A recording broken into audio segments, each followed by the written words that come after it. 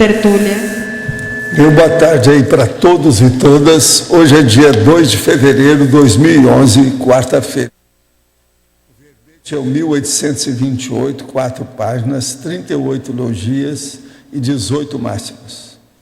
Eu chamo a atenção que no detalhismo tem 13 máximas.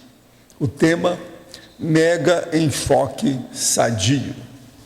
A especialidade é a autopriorologia. Definição. O mega enfoque sadio é a abordagem de elevada racionalidade analítica da própria realidade nua e crua de si mesma por parte da consciência lúcida, homem ou mulher, ante qualquer crise, transe, percalço ou vicissitude durante o transcurso da vida humana diuturna. A ausência de autocrítica e autocorrupção, levando a consciência incauta ao caos da irreflexão.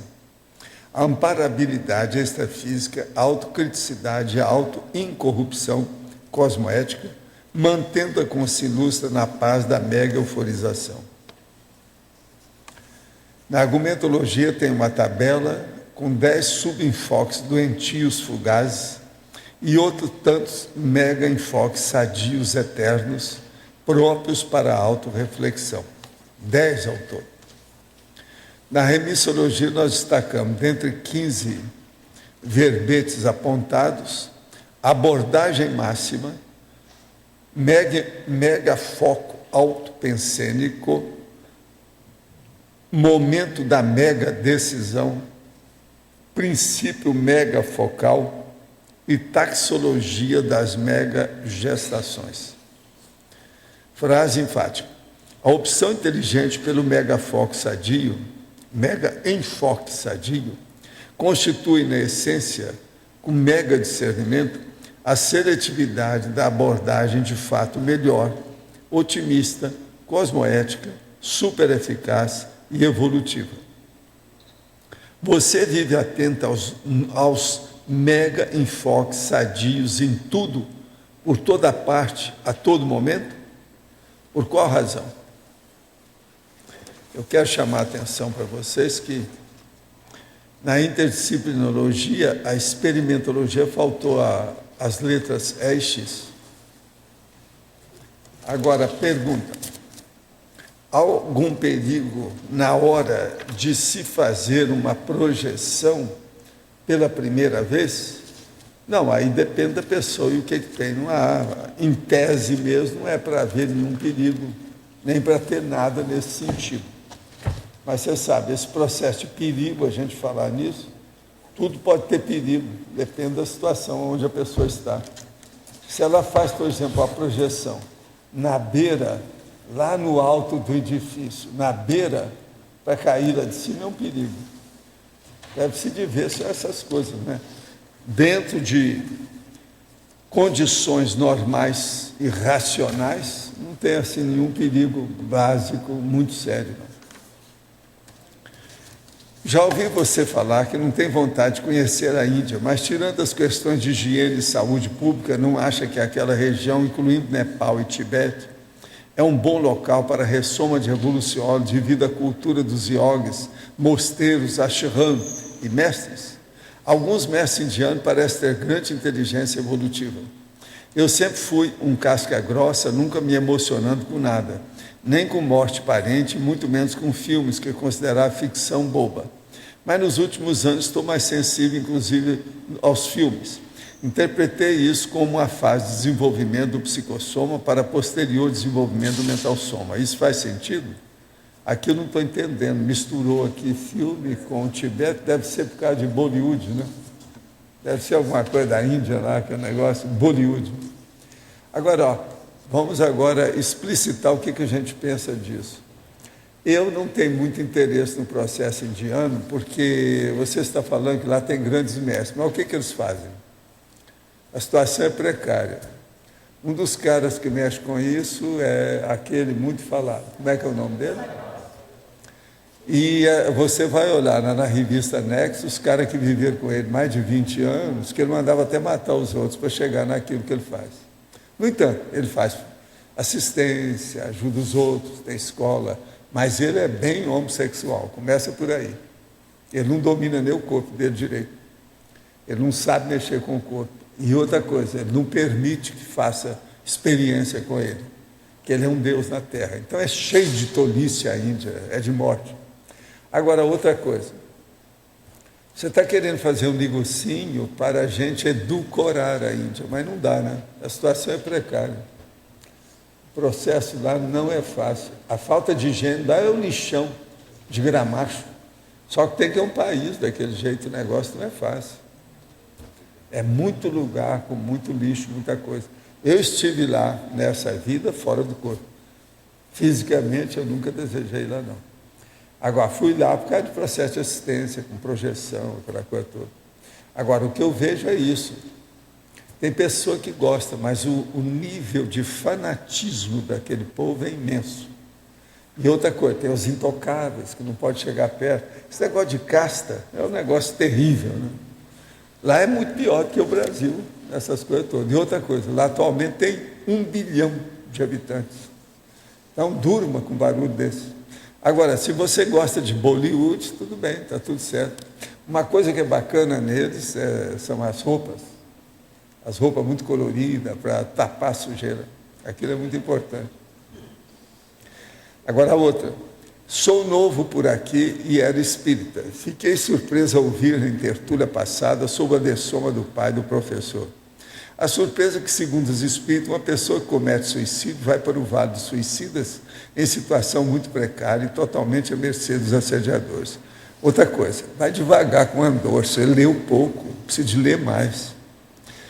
Suicida, por exemplo, o que é que você chama de suicídio? Suicídio pode ser a pessoa que suicidou, pode ser uma ortotanásia, pode ser alguém que praticou suicídio para ele, quer dizer, suicidou o cara, matou o cara, é homicídio. Outra coisa, todo suicídio tem atenuante e agravante, cada um desses tem que estudar, isso não é assim não, calma, tem que estudar mais. No caso de uma ortotanásia, como de seu pai, sempre há por trás dos assediadores. Assediador sempre tem, porque ele entrava na camoeca e bebia de tudo. Todo alcoólatra tem assediador. Agora, o senhor viu os assediadores que perturbavam seu pai? Não, eu fiz coisa muito pior, que eu já contei por aí, mas deixa para lá. Não pôde ajudá-lo? Sim, a gente ajudou. É tanto que ele ressomou logo, eu mesmo vi a situação. Você quer mais ajuda do que isso tudo, né? Agora, meu irmão cometeu suicídio também. E ele dizia que tinha uma voz que mandava ele fazer coisas. Sim, mas aí já é assédio, já é possessão. Será que ele também teria algum tipo de assédio? Bola, você ainda duvida? Será que pela doença dele, depressão, teria algum atenuante? Haveria possibilidade do senhor me esclarecer? Sim, mas isso aí teria que ver o caso. Tem que examinar, fazer detetive, ir atrás, ciscar, procurar. Pesquisar.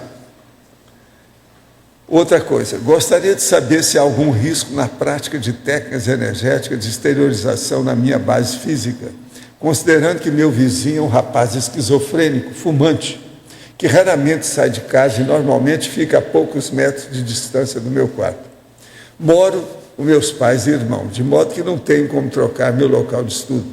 Devo proceder de alguma forma específica? Olha, relaxe e aproveite, o que quer que você faz com a sua situação. Ajuda naquilo que você puder, põe energia no assunto. Agora, vizinho é vizinho, né? Ele não mora com você, ele é um vizinho. Tapa as coisas para o lado dele, né? Para não vir a fumaça ou qualquer coisa. Agora aqui, em uma traição a culpa é sempre do traído ou de ambos. Eu já respondi isso aqui. Isso aqui é a segunda vez. Já foi respondido. E eu falei o seguinte, tudo depende da gente examinar. Quase sempre a culpa é dos dois. Em matéria de homem e mulher, nunca é um só. Sempre tem os dois. Vamos com calma.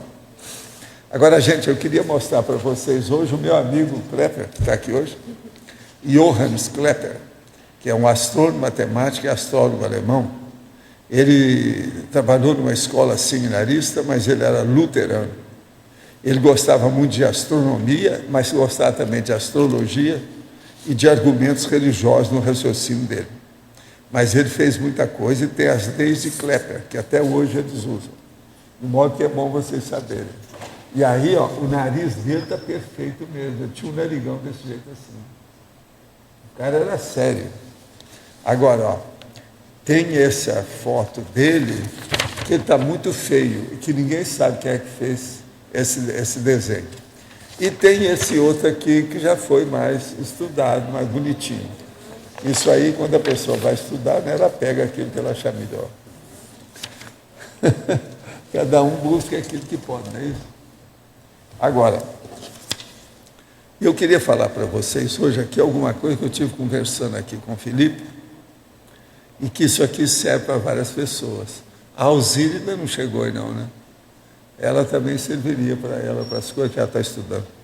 Mas o caso é o seguinte, no autoparapsiquismo, existem umas coisas que eu vivo falando aqui, agora eu vou falar assim, numa certa ordem, para a pessoa ver o que a gente acha sobre isso. Isso tudo tem na enciclopédia, mas em muitos verbetes, em muitas páginas.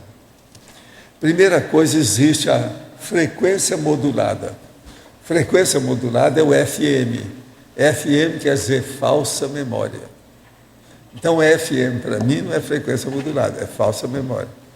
Então, existe a falsa memória, que entra a imaginação, a hipnose, a fantasia, a autossugestão, a heterossugestão, tudo tem. De modo que a maioria de tudo aquilo que a pessoa fala aqui para mim, esse que fala que viu isso, que tem uma projeção, que viu isso, viu aquilo, 90% é essa fantasia. É falsa memória, imaginação, hipnose, fantasia, sugestão, enfim, é um processo de alucinação ou surrealismo. Enfim, muitas coisas disso são delírio puro. Então, esse delírio a gente tem que estudar com calma, para a gente entender como é que é. Esse é o motivo que no Projeciologia eu falo sobre a projeciocrítica, ou seja, a ciência da projecio-criticologia. Esse é o motivo que eu falo com o pessoal, você tem uma experiência? Escreve no laptop. Por exemplo, guarda isso tudo, daqui 1 ano, 2, 10 anos, você vai entender bem as bobagens que você estava vivenciando e que você ampliou. Por isso que eu falo, escreva tudo e faça o levantamento, o inventário, o balanço de quando em quando. Agora, junto com isso, todas essas coisas ocorrem para chegar num determinado patamar, que é um platô que nós chamamos de gargalo. A hora que a pessoa passa aquilo, as coisas começam a ficar mais claras, mais óbvias, e isso aí ajuda a pessoa a ter o quê? A autovivência, a autoconfiança e a autossuficiência. Então, as dúvidas, os impasses, os dilemas, praticamente vão desaparecendo. E a pessoa, então, fica com um alto juízo crítico, a descrenciologia e aquilo que nós chamamos de imperturbabilidade. É aqui que entra esse processo. Então, nós temos que estudar pouco a pouco, porque isso aqui não é de uma hora para outra, demora. Quase sempre as pessoas demoram alguns anos para desenvolver isso tudo, para chegar nesse nível.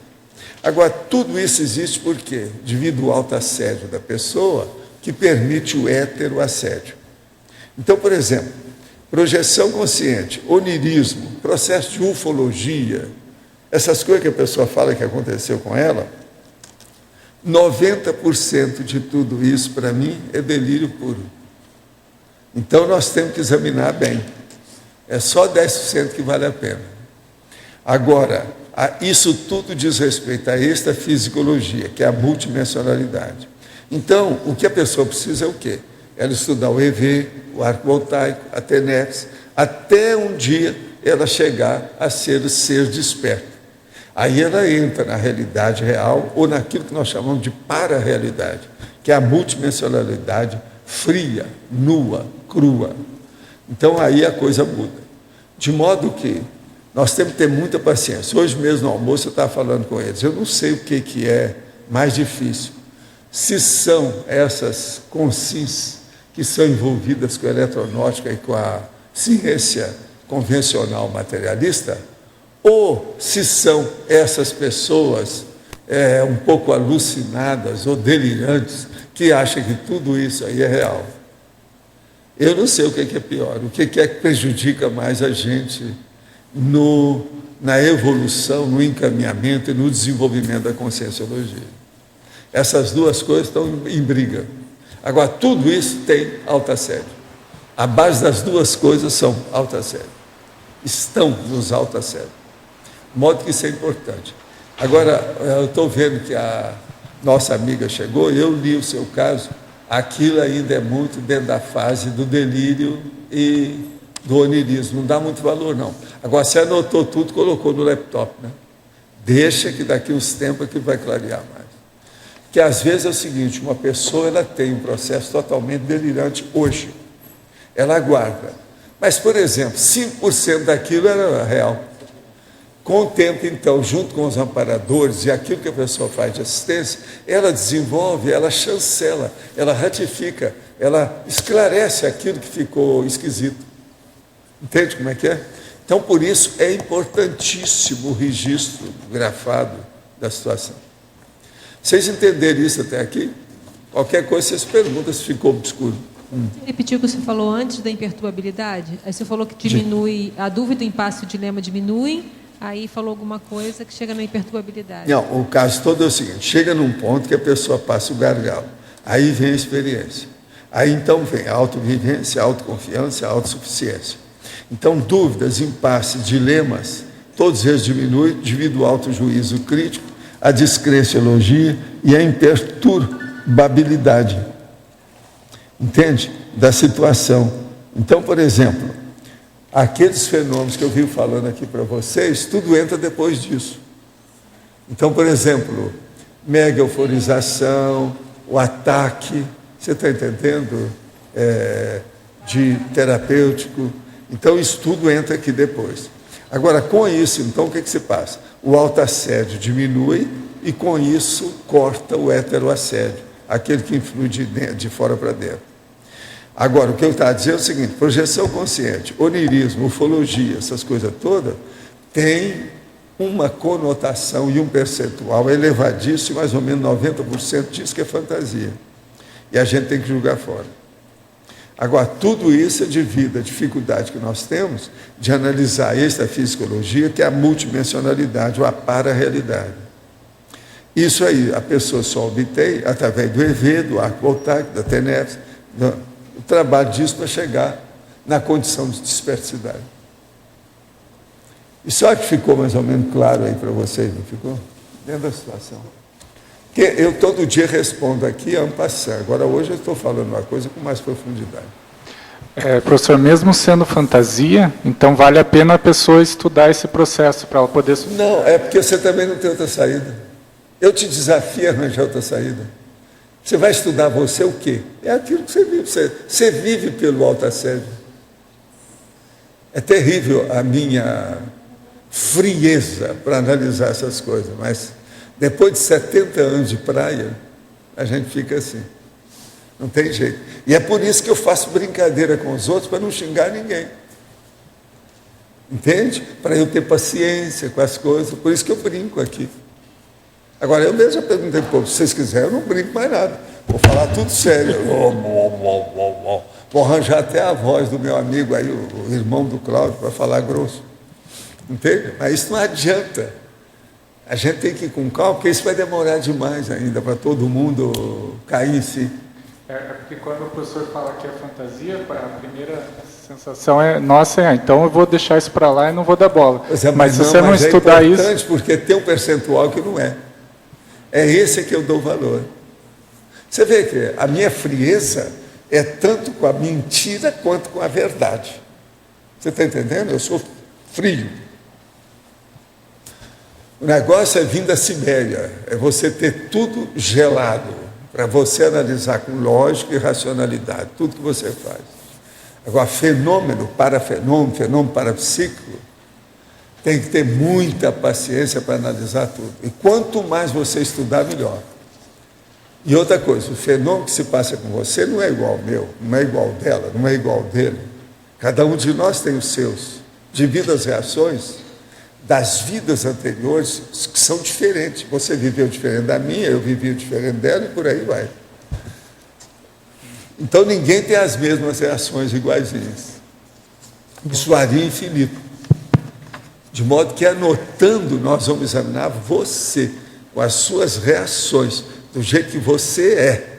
E outra coisa, sendo você mesmo que anotou, não tem jeito de você ir contra você. Qualquer coisa está cuspindo para cima, vai cair na cara. Você entendeu, né? O nível.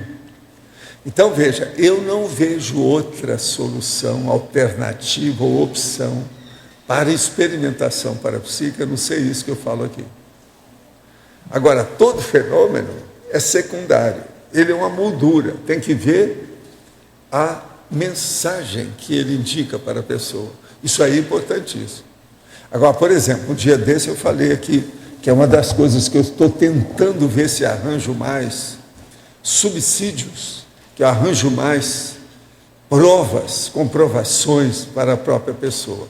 Um deles que eu achei é o seguinte, por exemplo, uma pessoa que passar pelo ataque, sabe, esse grande, para fazer o processo terapêutico aí de um mega assediador com ela vai notar que aquilo feito instantaneamente desse modo parece com as coisas da alucinação, isso que eu falei ali, você está entendendo? A fantasia, o delírio, o surrealismo da situação. E, no entanto, não é. O negócio você percebe tudo, você vê tudo. Então, a frieza, do jeito que está essa mesa, você vê aquilo tudo acontecendo com você num minuto. Agora, aí você começa a pensar nos fenômenos que tem. Por exemplo, um dos fenômenos que isso aí esclarece mais, que é a clarividência de você ver uma consciência que aparece para você na hora da hipnopompia. Que a hipnopompia é um dos assuntos que eles mais estudam para ver a FM, a falsa memória. É a hipnopompia. No entanto, a hipnopompia, ela pode ser de uma realidade total. Agora, quando você começa a fazer a comparação e o cotejo desses fenômenos avançados, tudo começa a ficar mais claro para você. Então, conclusão que eu acho disso. Não adianta os médicos que tem por aí, sensitivo, não adianta esses parapsicólogos, a turma que é contra, o outro que é a favor, não adianta o povo do SAIS-COP, que é esse comitê de gente que combate a parapsicologia, esse negócio todo, todos eles vão cair no desassédio. O dia que eles fizerem desassédio, eles vão começar a entender os fenômenos. Então, o que eu vejo é o seguinte, sem autodesassedialidade, ninguém entende parapsiquismo. Conclusão, isso que eu chamo de ser desperto é que é o verdadeiro parapsiquista. Vocês estão entendendo? É o da dispersidade. Olha a lógica do que eu estou te dizendo. Agora, é uma lógica baseada nos séculos, nos milênios, nas coisas todas que tem. Eu cheguei a essas conclusões todas, não foi só por causa de curso intermissivo, foi devido às minhas retrocognições, as coisas todas que eu já vi, os negócios todos que eu lembro, essas conotações que eu tenho. Vocês vejam bem o tanto de fenômeno que eu falo que ninguém nunca escreveu. Tem que chegar nesse nível para a gente começar a ver esses fenômenos. A sutileza, a negaça do processo do fenômeno e a negaça do processo da consciência. A consciência de um lado, o fenômeno do outro, é a briga eterna, multimilenar, milênios, assim. Então, esse negócio não é fácil. O que nós estamos falando aqui é das coisas mais avançadas que tem. Uma das consciências essa semana falou para mim assim, realmente, eu rodei de todo lado, não tem ninguém que está falando esse nível que você está falando aqui. Você chega realmente mais perto de tudo que nós estamos discutindo na Comunextal lá, fazendo o curso. O cara falou para mim, é um homem sério. Eu conheci esse homem na Terra. Esse eu conheci. É um cara sério. Era um dos lá da faculdade, mas eu não posso falar nele não, que mexe lá com um monte de coisa. Esse cara tinha relação com os processos do Xandico, que era o Dom Alexandre. Então. Bom, eu mesmo falei, não vou tocar no assunto. Agora veja, seria um dos últimos que eu acharia que fosse fazer curso dele, filho. Um dos últimos. Ele tinha uma família muito dedicado ao processo. era católico, grande professor de direito, sabe? Direito. Uma cabeça. E ele teve relação com umas coisas que o meu amigo, que viveu comigo lá no meu quarto, uma temporada, lá, estudou, etc. Estudou, fez odontologia lá também. Ele casou com a filha dele. Então eu não posso falar porque a família é grande, ainda existe muita gente por aí. Eu nem sei se esse povo ainda tem lá em Uberaba, mas é uma situação. E ele não é bobo. Ele está muito lúcido. Entende? Ele era uma pessoa, às vezes, até um pouco assim, rigorosa demais, certas coisas, mas era uma grande personalidade. Criou a família muito bem, gostava das coisas, tudo correto, era muito honesto. Deve ser por isso que ele está no curso de demissão, porque ele era um cara honesto. Agora, por exemplo, se você fosse olhar aquele povo todo, seria um dos últimos que você ia pensar que fosse entrar no curso de demissão. Por isso que eu falo para você, com consciência, eu não ponho a mão na cumbuca de jeito nenhum. O que eu tenho caído de 4 e quebrado o nariz com as minhas observações não está no gibi a respeito de pessoas. De modo que a gente tem que ir com calma com isso. Bom. Assim, que daquele povo todo, ele seria um dos últimos. Porque ele defendia demais a Igreja Católica. Ah. Era muito estranho, mesmo comigo. Nós não dávamos bem. Porque, em parte, ele precisava de mim também, né? Porque eu que olhava os processos de horário, as coisas todas da faculdade. Outra coisa, esse nosso amigo que casou com a filha dele era gente muito chegada comigo. Sabe como é que é? E eu vi o namoro deles, o grande affair, o romance, a situação toda. E depois eu não fiquei sabendo mais nada de ninguém. Então eu não posso falar nada. Se eu começar a falar isso, daqui a pouco eles vão saber quem é. Se eu falar uma cidade aí, uma coisa, pronto. Então tem que deixar para lá. Mas agora é engraçado a observação dele. Nada como um dia depois do outro. Entendeu? Ele agora está vendo que eu estava certo. Quer dizer, ele falou para mim. Eu agora vejo. Daquele povo todo, você era o mais jovem, mas você era o mais vivo. É o que viu o mais sério. Eu falei para ele, hoje eu uso uma palavra, prioridade. Eu era a pessoa que dava mais priorização. Eu falei, é isso mesmo. É isso mesmo. Ele estava noutra, mas no entanto, ele queria acertar, a vida dele era muito correta. O que você queria? Aos fenômenos, né? Você fala que tem que chegar na desperticidade para viver. Por exemplo, aquele velhinho de Nova York, da livraria, eu sei que você só encontrou uma vez com ele, mas vocês conversaram alguma coisa a respeito de fenômeno? Você tem uma ideia de que tipo de fenômeno ele já poderia produzir? Ele? É. Não, eu acho que ele não produzia nada disso, não. Eu achava ele muito teoricão. Ele estudou muito. Como ele era muito mais velho do que ele, deve ter estudado até mais do que eu, com aquele monte de livro que tinha. Agora, ele gostou de mim porque viu a aura. Isso aí ele era bom. Ele fazia a paraleitura da aura. Ele era bom na leiturologia. Entende? Aura. A parapsicosfera. Ele olhou comigo de costa. Ele me abordou quando eu estava de costa. É por isso que eu perguntei, porque ele fez essa leitura e pescou o seu, inclusive, da Dragona. Não vi que tivesse outras coisas. Pelas perguntas que eu fiz para ele pelo menos não respondeu. Às vezes porque ele não quis, né? Eu não sei. Isso aí eu não sei. Foi por isso que eu quis voltar lá para conversar, mas não, vamos tirar umas dúvidas aqui. Mas o homem já tinha... E teve alguma coisa que você acha que ele se especializou, ele se interessava mais, algum assunto que era a especialidade dele? Não, ele estudava de modo geral tudo que dizia respeito ao orientalismo. Mas não era só o orientalismo, porque ele estudava mais os fenômenos em si mesmo, os fenômenos mais avançados. Agora, por exemplo, uma das coisas que eu notei, ele estava com um jeito de estar doente. Era um velhinho, mas você olhava para ele, parecia que tinha alguma doença. Ele não estava assim, eu sou um velhinho, mas sou disposto. Você está entendendo? Ele não tinha essa disposição de velho que eu tenho. Ele não tinha isso. Agora, o que se passa? Isso faz mais ou menos mais de 20 anos, mais de 2 décadas, pelo meu cálculo. Agora, possivelmente eu vou encontrar com ele, que esse homem vai bater com a turma do curso intermissivo, cedo ou tarde. A gente não sabe quem é. Às vezes eu nunca mais vou vê-lo. Por quê? Ele às vezes podia ser um evolucionário e não vai aparecer. Nunca se sabe. Então eu não ponho a mão na cumbuca, entende, João? Minha coisa é essa. O que você queria? Quando se falou da megaforização e ataque terapêutico, você quis dizer que isso aí vai contribuir para passar o gargalo, é isso?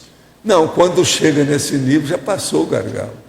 Quer dizer, depois que ninguém entra nisso sem um pouco de desperticidade.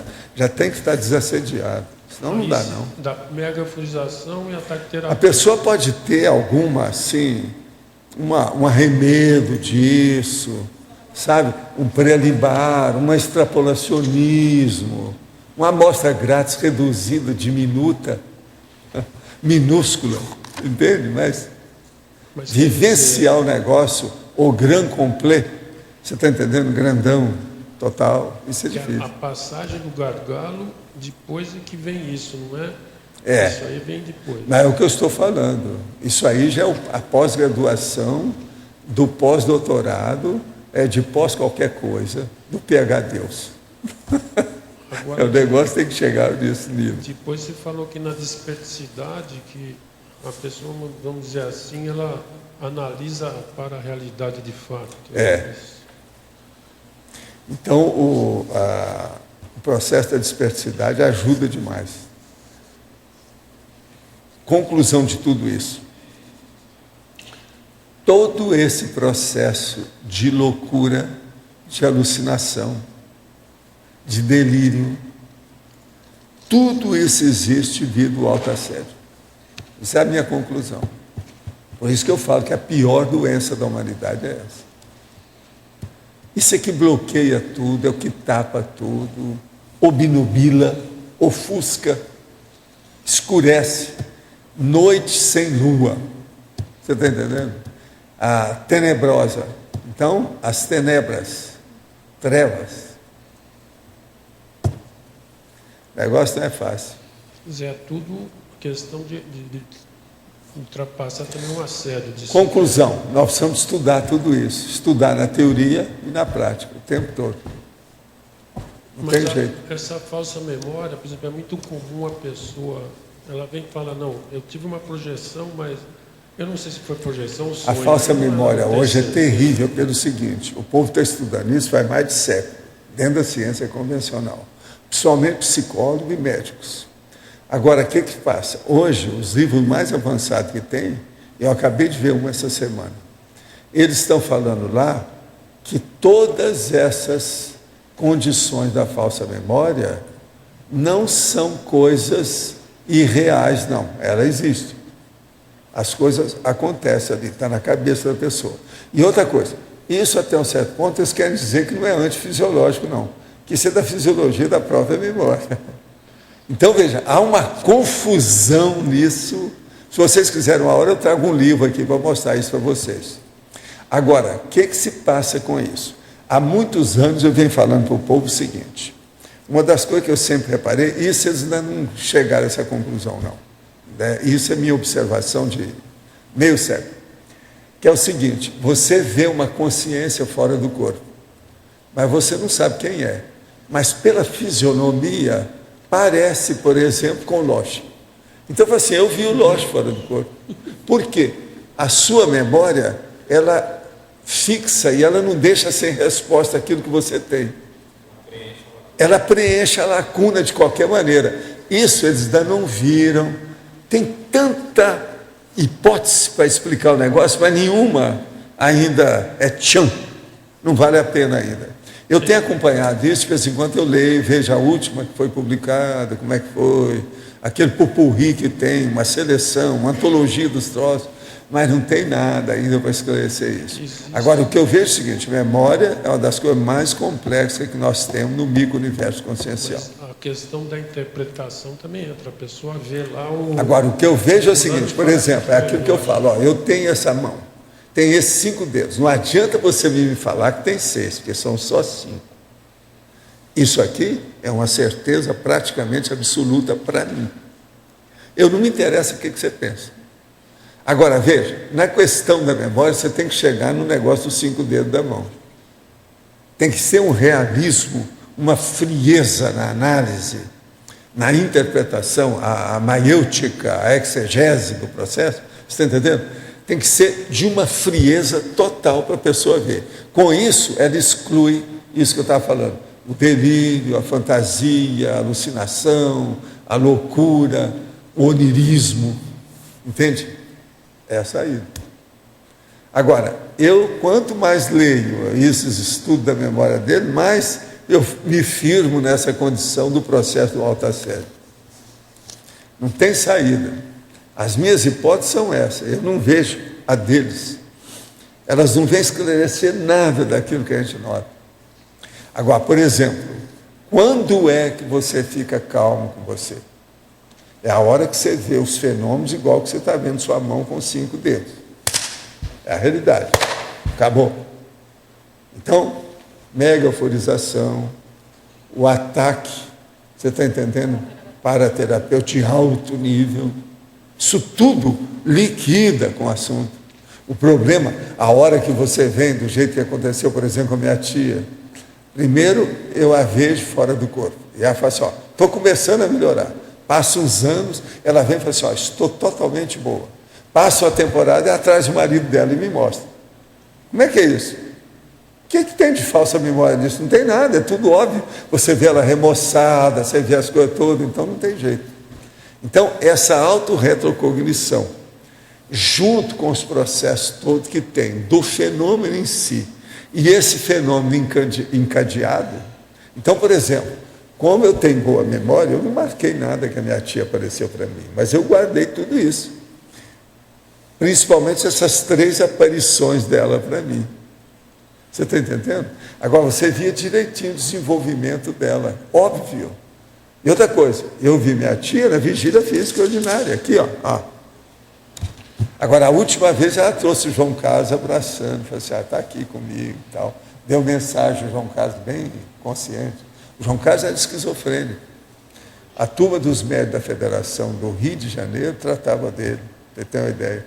De vez em quando ele entrava em crise, depois melhorava. Gostava de cantar, um homem enorme, muito bom, conhecia inglês, estudou na Inglaterra, tudo. Valdo, o autoassédio ele ofusca a memória, mas como que ele ofusca essa memória? Mexe com a emoção? O autoassédio acaba com tudo da pessoa. Não é só a memória, é a lucidez, é a racionalidade, a lógica que ela tem, a ponderação. Ela cria um mundo artificial para si mesma. É isso que não pode. Por isso que eu falo, sonho, eu não dou nenhum valor para isso. Para mim, esse negócio do Freud, tudo é besteira, tem muita bobagem na psicanálise, sempre achei por causa disso. Agora, hoje já estão analisando as falsas memórias, já pegaram o Freud já há muito tempo. Tem um monte disso aí. Agora, eu recomendo sempre àqueles que estão estudando muito o processo de parapsiquismo, para pegar os livros de medicina atuais e de psicologia sobre a FM. Eles chamam isso hoje em português de FM, falsa memória. E tem a memória verdadeira, sabe? A MV, sabe? Memória verdadeira, memória real, MV. Eles usam a opção dessas siglas atualmente. Sabe por quê? Eu acho esses caras uns heróis. Todo mundo faz essas pesquisas, o que é muito difícil.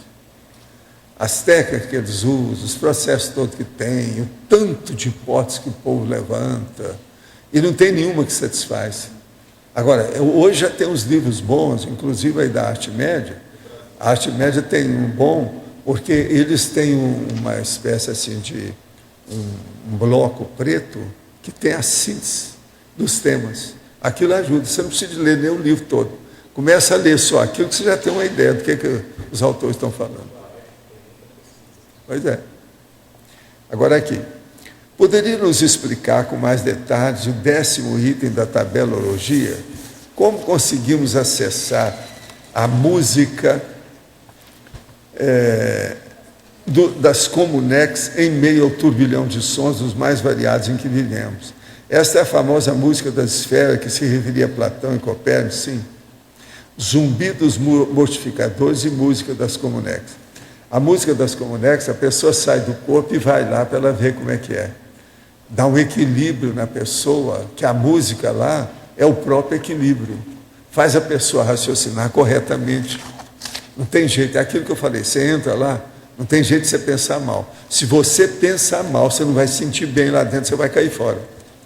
Agora, num lugar muito bom, que você se sente mal, esse mal é muito maior do que tudo que vocês pensarem. Porque a diferença é enorme de um lugar para outro, entende? A condição para outra. É o holopensene. De modo que essas coisas a gente pode escutar assim. Outra coisa, eu sou capaz de chegar dentro de uma boate e começar a ter sinalética lá dentro, inclusive com a barulhada toda da boate. Quero dizer para vocês que eu já fiz experiência disso tudo, tá? Lá no Rio de Janeiro. Fiz experiência de tudo isso, para ver como é que era o processo extrafísico. Então, a sinalética, você pode escutar independente de qualquer processo externo aqui. Depende da sua competência, a sua hiperacuidade, a sua capacidade de se assenhorear, aurir. Entende essa vivência? Qual é o fator principal para a manutenção da paz, da mega-euforização, da consciência lúcida? Terceira e quarta linha da patologia. Eu penso que aí o problema é a pessoa desenvolver o parapsiquismo e fazer essas coisas mais avançadas que nós temos falado, para ela chegar na mega-euforização. Começa pelo EV, arco voltaico, TENEPS e por aí vai, né? Vamos dizer, a estrada é a mesma, não tem jeito de buscar outra, não. Outra aqui, tenho 45 anos, faço TENEPS há 2 anos, já colaborei na IC de Belo Horizonte por 3 anos, me afastei por 4 anos e retornei à colaboração ontem, dia 1º de fevereiro. Esse aqui está tudo dentro da cronologia, ele é cronêmico esse aqui. Agora, ele é cronêmico por ser crônico. Acontece que hoje, 2 de 2 de 2011, que é um dia diferente, esse você já viu, né? 2, 2, 2, 6, depois tem 11, né? Hoje é meu dia. Recebi da firma em que trabalho o aviso de que estava dispensada de meus serviços. Resolvi ficar 1 ano parada e estudar para um concurso público. Será que não é o momento de colaborar? Será que devo insistir mesmo assim diante dessa situação? Será que devo esperar e arrumar novo emprego antes de colaborar e abandonar os estudos? Será que o problema está na minha TENEPS? Não será um contrafluxo? Por favor, me esclareça. É esse que precisa do balanço existencial, né? Que será? Agora, ó, a melhor coisa que tem aqui é o seguinte, a pessoa está numa crise de crescimento. Eu, se estivesse no lugar dela, ia mudar tudo agora, aproveitar a chance. Cairia fora desse lugar que ela trabalha na hora. Eu não ficaria no lugar que me dispensaram, fizeram qualquer coisa. Eu não tenho temperamento para isso. Não dá. É aquele negócio da determinologia. Falta aí a determinologia. De modo que pensa nisso. Vamos pensar. O que seria um mega enfoque sadio frente a essas tragédias que ocorrem a todo momento e que afetam milhares de pessoas? Para que serve essas tragédias? Para a evolução da consciência que assiste a tudo e nada pode fazer. Serve sim para a reflexão, para você ficar às vezes indignado com o prefeito e outras coisas mais por aí. Olha nos jornais, tem muita gente, sempre ajuda. Tudo é crise de crescimento. E outra coisa, faz o povo começar a pensar. A culpa maior é a falta de educação. Então, faz o povo pensar em educação, precisa melhorar as escolas. Na principiologia, o senhor colocou o princípio do megafoco mental somático sadio. E quase no final, o princípio do megafoco mental somático. Esse último está repetido. Vamos ver lá como é que está na principiologia. O princípio do megafoco mental somático sadio e o princípio do ceticismo otimista, o princípio do megafoco mental somático, sim. Aqui está repetido, sim. Esse você não viu. Ele está certo aqui, ó. A Maria está certa. Esse aí o João não viu. Eu perguntei para ele, ele viu, né? Esse escapou. Está muito certo, viu? Você está certo.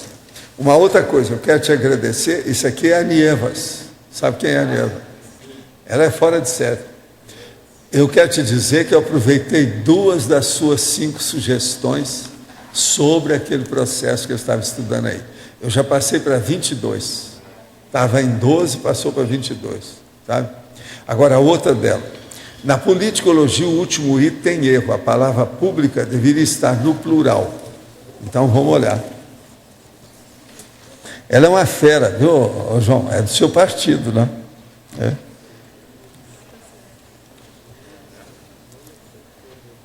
As políticas públicas, ela está certíssima. É isso mesmo. Agora, na interdisciplinaridade, a 4ª disciplina, eu não entendi qual é, mas acho que tem erro. Ah, não, isso eu já falei. É a experimentologia, faltou um ES. É um processo meu lá do computador, ele está dando defeito de vez em quando. Você marca uma coisa, ele corta outra coisa atrás. Agora, aqui outra. Através da sua sinalética parapsíquica, o senhor poderia dizer se minha duplista tem amparador avançado? Pergunto porque ele está querendo tudo agora na base do micro-onda. Pergunto porque ela deve ter um sonho ou projeção pelo qual é apresentado o seu balanço existencial. Olha, isso aqui eu preciso examinar com calma. Eu não posso chutar daqui, não. Eu não estou sentindo nada assim. Para ter certeza. Quando eu sinto, eu falo na hora. Mas aqui agora, nesse momento, eu não estou sentindo, não. Vamos ver um dia, a gente vê com calma e a gente dá uma olhadela nela. Né? Diretamente. De visu. Né? Agora, o que mais vocês estão aí estudando? O mega enfoque sadio.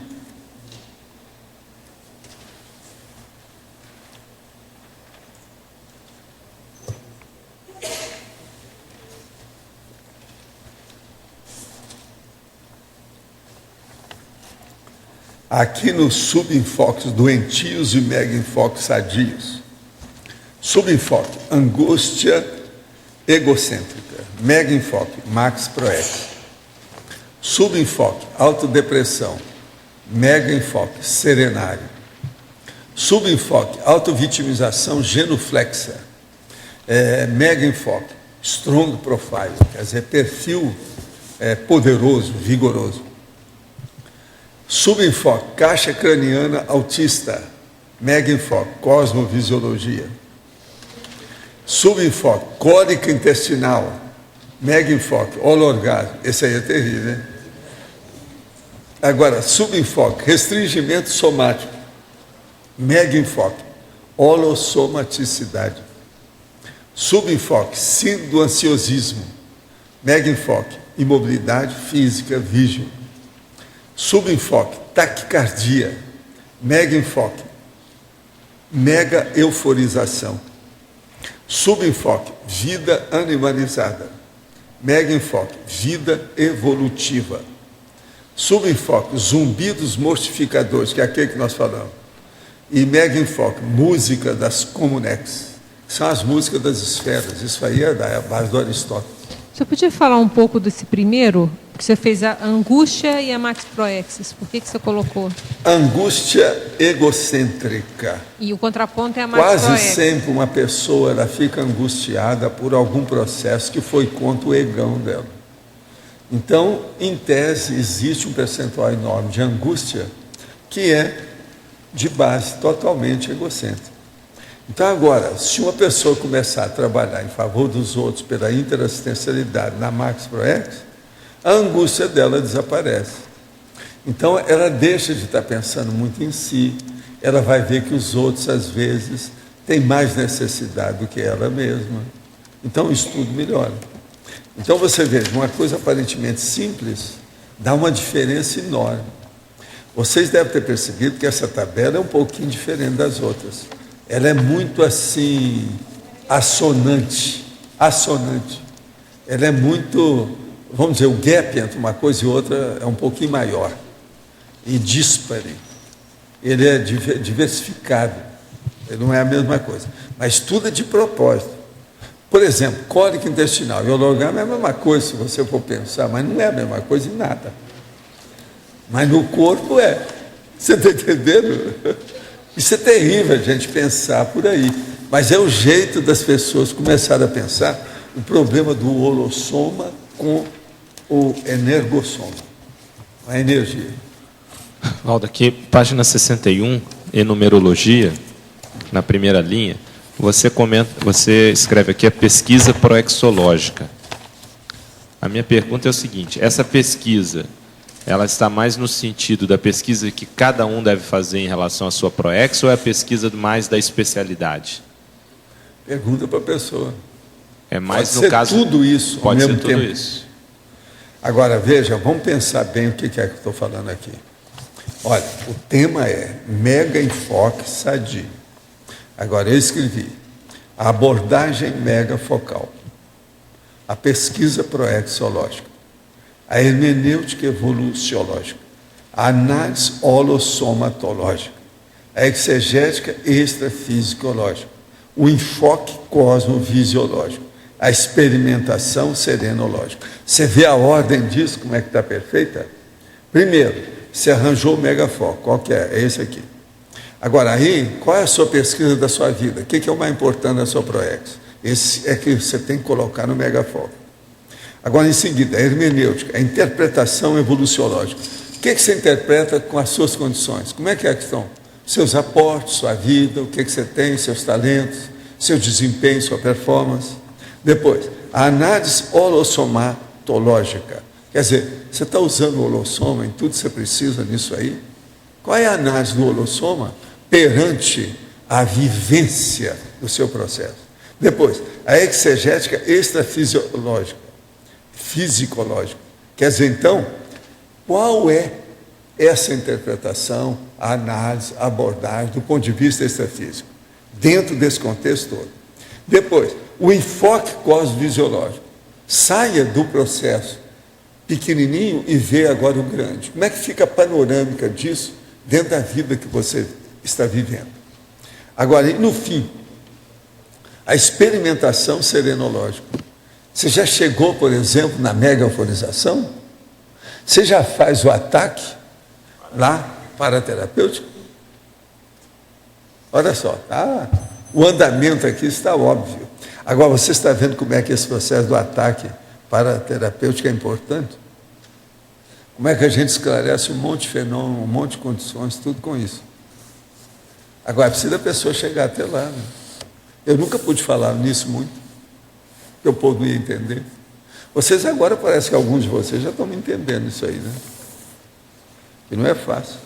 Agora aqui, na mitologia grega é citada que Cassandra tornou-se uma parapsíquica, mas quando negou-se a dormir com Apolo, ele, por vingança, lançou-lhe a maldição de que ninguém jamais acreditaria nas suas profecias e previsões. Parece que a mesma situação acontece com vários médicos no mundo todo, inclusive com o professor, ou seja, por mais verdadeiro que seja o fenômeno, existe o processo de não ser levado a sério. Poderia comentar a sua experiência com essa situação? Não. O que eu vejo é o seguinte: esquece aí a mitologia e veja a realidade. Como é difícil a extrafisicalidade para nós, sendo que as próprias consciências extrafísicas avançadas e lúcidas, elas têm dificuldade de ter contato com a gente. Pensa bem como é que nós temos que ter contato, muito mais difícil com elas. Então, a partir disso, esqueça toda a mitologia e veja que é muito difícil. Outra coisa, ninguém tem experiência igual ao outro. Quem é que vai admitir a vida que eu tive? Um monte dessas coisas que eu falo aqui, eu sei, uma boa parte do povo, lembre-se, tem 30 epítetos lá. Eu já li aqui uma vez, eu posso ler de novo. Tem 30 epítetos dos 700 experimentos que eles me chamam. Desde o Matusalém até outras coisas mais. Você está entendendo? De modo que a gente não pode admitir mesmo isso. Isso é normal, a gente tem que entender o povo, não tem saída. Agora aqui. O doutor Oswaldo de Castro, 82 anos, que conviveu estreitamente com Chico Xavier em Uberaba, conta que certa vez, diante da fila que se formava em frente à comunhão espírita cristã para recebimento da cesta de alimento, Valdo Vieira disse que tinha tido um sonho. Eu vi todo esse pessoal aqui na fila, mas nós estávamos fardados. O entendimento desse sonho vem através da explicação do Dr. Bezerra de Menezes, que havia lhe dito que lá pelos anos 60, depois de Cristo, Eurípides Barçanufo era general e perseguidor do cristianismo. E o Valdo também. Eurípides se converteu ao cristianismo, chegou para a sopa e disse: em nome de Jesus Cristo, deponha suas armas. O Valdo foi o primeiro. Esse fato ocorreu mesmo? O professor confirma essa história? Não. O nosso amigo, que eu lembro, tem uns negócios muito antes disso, que o negócio é muito mais sério. Teve casos disso aí, mas a realidade não é essa. Pelo seguinte, o Eurípides já era iniciado lá no Egito, que é muito antes disso aí, ó. De modo que não é bem assim, não. E outra coisa, no Espiritismo, tudo eles levam para Jesus Cristo. Eu não tenho muita coisa com o processo de J. Cristo. Não tem nada a ver com isso. E outra coisa, eu também não era da farda, eu sou contra esse negócio há muito tempo. Troço já vem, ó. E Eurípides, coitado, de modo algum, eu não tenho nenhuma imagem disso, de modo algum, isso. Agora, eles gostavam de falar isso, porque Emmanuel falava que ele foi um cara da época de Jesus Cristo, então eles queriam colocar todos nós no meio, entende? E o Bezerra de Menezes, coitado, esse serve, é pau para toda a obra, né? Eles colocam ele em qualquer nome e aparece Bezerra de Menezes fazendo as coisas. Agora, são as histórias, lendas e sagas do folclore espírita. Tem um negócio que eles falam a meu respeito, do Chico com o negócio de besouro, que aquilo nunca aconteceu. Um besouro que eu vi, que não sei o quê. Tudo é invenção que eles vão arranjando. É muita saga e bobagem que tem a respeito de Chico Xavier. Não é bem assim, não. E outra coisa, aquele filme que fizeram dele é pior ainda, porque não esclarece nada. Eu nem consegui ver o filme inteiro, não consegui. Eu já não tenho mais recurso, sabe, para isso. Recurso, para não falar outras coisas. A taquicardia durante a prática energética pode ser considerada um subenfoque doentio? Às vezes, depende, né, da posição, da condição, da situação, mas pode ser sim. Taquicardia pode ser uma dessas coisas. Existe também a êxtase, pode ser isso. Existem os processos, por exemplo, da parestesia, pode ser isso. Tudo pode ser algum processo. Isso pode ser positivo, pode ser negativo, depende. Estive assistindo o filme baseado em fatos reais, O Exorcismo de Emily Rose. O filme conta o caso de Annelise Michel, 23 anos, possuída por 6 demônios. O padre alemão tenta fazer exorcismo através do ritual romano, mas fracassa. Por que alguns exorcismos fracassam? Qual a melhor abordagem no caso do exorcismo para se obter algum sucesso? A melhor abordagem é o exorcista ser alta personalidade, ser bom no processo de energia. Se ele é competente, acabou, ele consegue a situação. O negócio é, naquele momento evolutivo, ele tem que mostrar a competência dele. Às vezes o cara pode ter sido antes, mas naquela hora não é, está com alguma falha, algum processo errado, algum processo anticosmoético, não dá nada certo para ele. Há 2 semanas me envolvi com um rapaz que quer namorar, mas eu tenho dúvidas. Ele me contou que recentemente se livrou da dependência química. Será que isso pode ser um problema para o relacionamento? Recentemente me tornei voluntária da Conscienciologia e acredito que talvez esse relacionamento não deva evoluir para namoro e que eu deva parar de me relacionar com esse rapaz. Será que minhas percepções estão corretas ou o fato de ele ter largado a dependência química não me atrapalhar com os processos do voluntariado?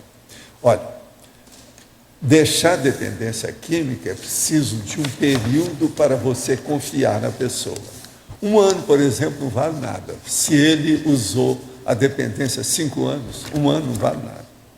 Então, isso tem que ter um prazo, tem que examinar, ver a personalidade da pessoa, o que ela mudou na vida dela, de modo que, assim no escuro, generalizar o processo é difícil de dizer. Quanto tempo foi que ele usou? Qual tipo de dependência química? Ele chegou até o fundo do poço? De que modo? Como é que foi? E outra coisa, ele deixou de que jeito? Tudo isso tem que ser estudado, vai com calma com o assunto.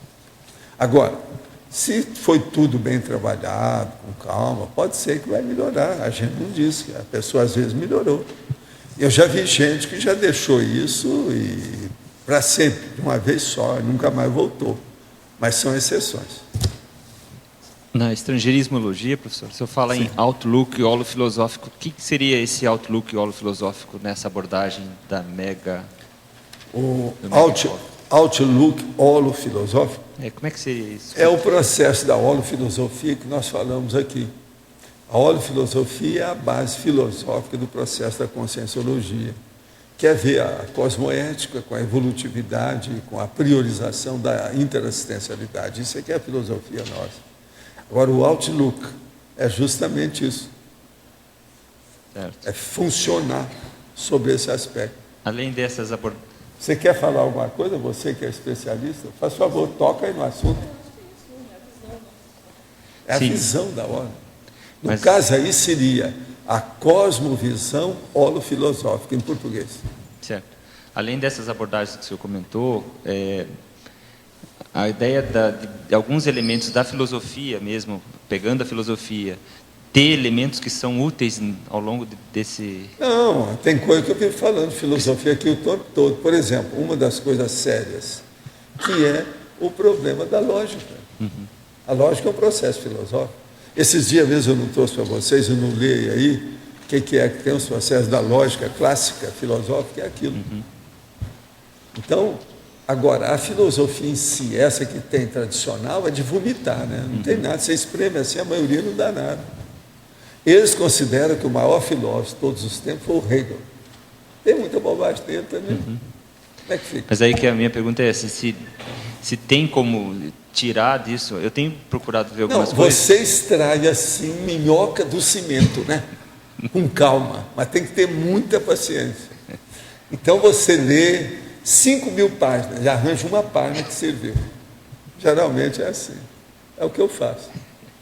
Agora, tem lido até filósofo brasileiro. Qualquer hora eu vou trazer aqui o Oliveira, que é um filósofo brasileiro, Vicentinho.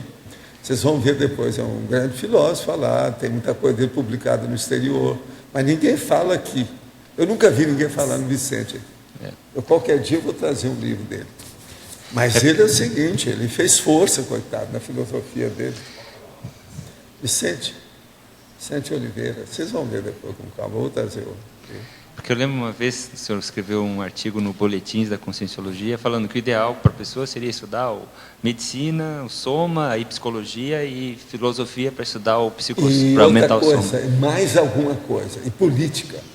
Então, se fosse fazer 3 cursos superiores. Pode acrescentar isso aí ainda, que é a sociologia. Sociologia. Isso aí é importantíssimo. Então, aí entra o direito.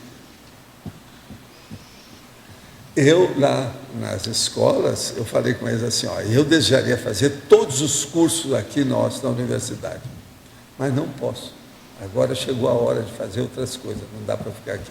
Porque senão eu ia fazer mais cursos, já que a gente estava lá. Foi eu e o Pepinho, né, o Zé Pepe, aquele que você conheceu. Ele também fez mais de um curso lá, igual eu. Às vezes é necessário. Agora, estudar é uma coisa boa. Você já pensou se tivesse aí um preceptor sobre curso intensivo para dar? Eu ia ser o primeiro aluno dele, está aqui, presente, quero participar.